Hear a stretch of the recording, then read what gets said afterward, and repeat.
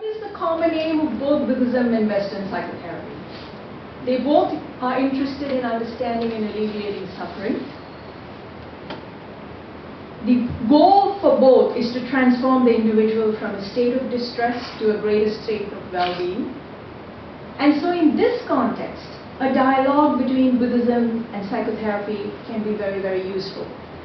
So to help this dialogue, I'm going to use the framework of the Four Noble Truths.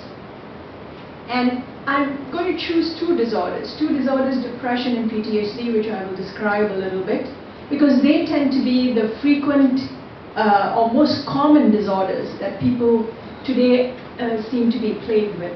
And this is as described in the DSM-5, which is a manual, a standard manual that therapists and practitioners refer to, that lists a series of disorders. It's very interesting as a side note, the DSM is been put forth by the American Psychiatric Association, and every so often you have to revise it.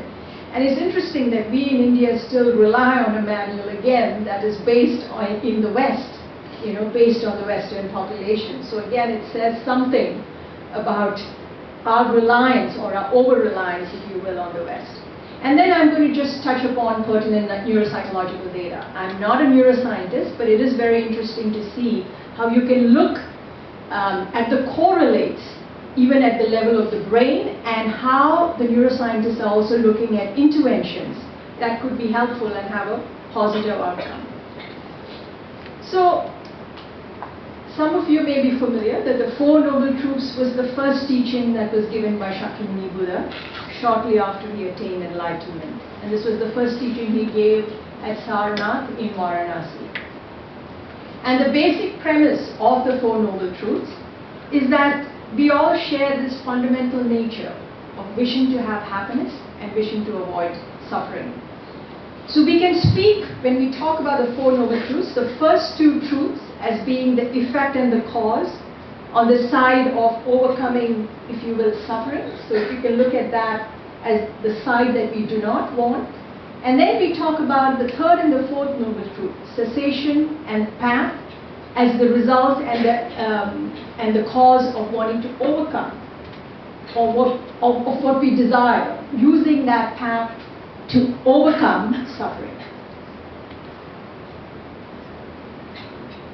So let's examine each of these Four Noble Truths. And let's start with the first Noble Truth.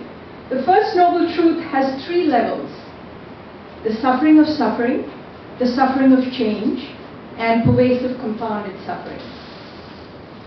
So what is the suffering of suffering? In fact, if you open a newspaper today, or if you look at the television, you're bombarded by images of all kinds of sufferings, right? Whether it's natural disasters, whether it's just the sickness, the natural process of getting old, people falling sick, mentally or physically, people who directly experience, but people who also witness, and therefore the grief that they face in their loved ones, watching their loved ones die or being traumatized. And then terrorist attacks, which seems to be a phenomenon of the 21st century. So if you will, suffering is all around us. And it's not uncommon when people are faced with suffering to also come in to see a psychotherapist to find ways to cope with this suffering. So this is the level of suffering all of us are aware of, animals are also aware of, and instinctively want to avoid suffering, and they are looking for happiness.